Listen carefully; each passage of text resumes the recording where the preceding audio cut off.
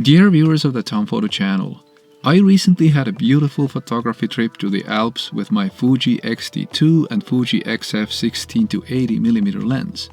I'm using this opportunity to review how this camera and lens behave on a trip, especially in the mountains. You will learn about my settings, my technique, and what surprised me during this extended testing. The photos I took are also posted as separate YouTube videos. You can find those links in the video description below. Since the camera and lens are a bit on the large side for hiking, I first removed the extra grip to make the setup lighter. Then I made sure I had my 72mm UV filter attached to protect the glass. I always carry a rubber blower and a clean lens cloth with me too. I took advantage of the fact that I can shoot to two memory cards in parallel.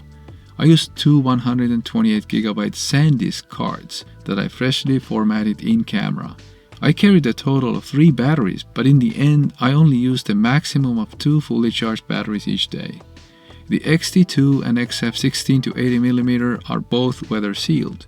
Still, I kept a large Ziploc bag with me just in case it started raining and I needed to protect the gear.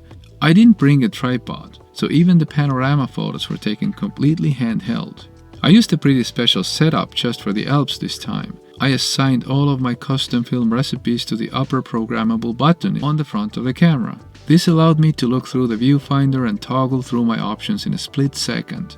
I had several versions of the standard film simulation with different dynamic range, highlight and shadow tone settings, but all of them used color +1 and noise reduction -1. I also had a classic chrome recipe with a bit of added color, which I ended up using just 4 times. Likewise, a color -1 version of Velvia was only used a couple of times. Finally, I had a black and white recipe stored under this button, with a very compressed tonal range to slightly mimic Ansel Adams' style. I will talk about this recipe in future videos. In any case, I used it quite a bit, and in many instances, black and white worked much better than color. The Fuji X-T2 features a 4-way D-pad. I programmed all 4 directions like this. Left was a shortcut to choose dynamic range. Right was a shortcut for white balance. Down was a shortcut for film simulations.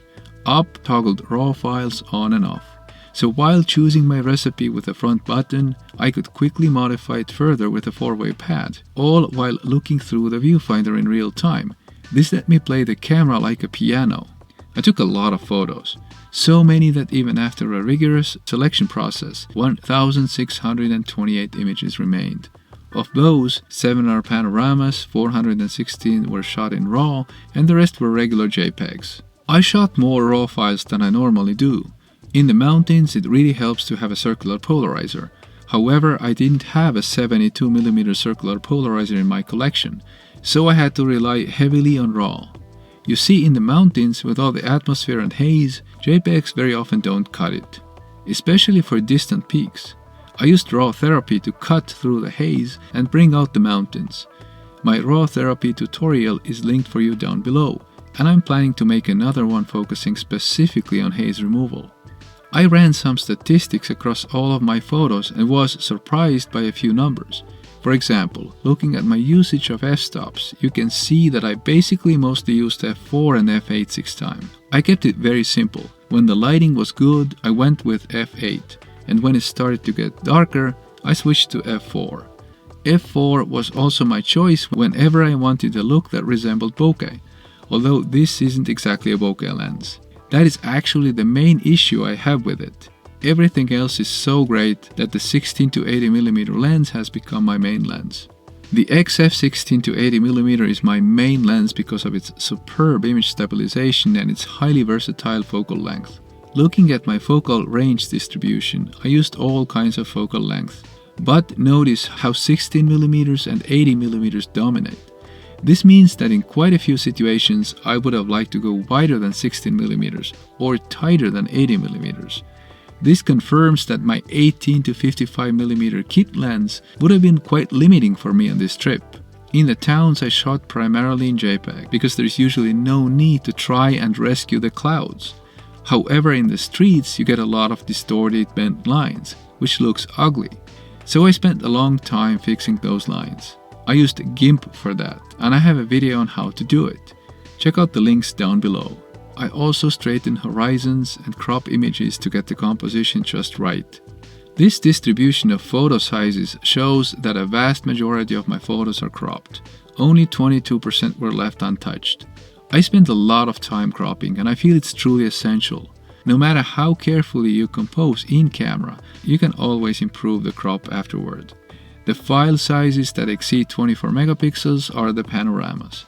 I shot about 7 photos for each panorama, and I did it completely handheld, very carefully turning my entire body to mimic a tripod.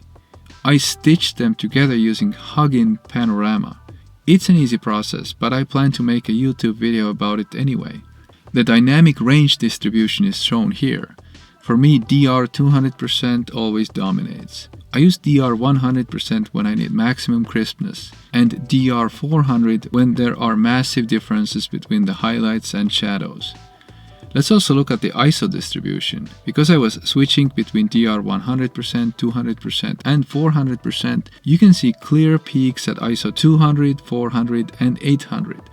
You'll notice that my ISO numbers mostly sit right in the middle. There aren't too many lowest values, and not much ISO 3200 either. ISO 3200 is my mental limit that I almost never exceed. I absolutely loved using my X-T2 and XF 16 to 80mm lens on this trip. This setup makes so much sense for traveling. I do have the option to go smaller by switching to an X-T30 or XS10, but the X-T2 offers much better ergonomics. Check out my reviews of all these cameras down below. The XF 16 to 80mm lens really surprised me by becoming my main lens. I was actually quite reluctant to buy it at first because people said it wasn't sharp. However, I have proven to myself that this is not true. See my photos dedicated to that lens linked below. Thanks so much for watching. If you decide to subscribe to my channel and leave a like, it would make me very happy.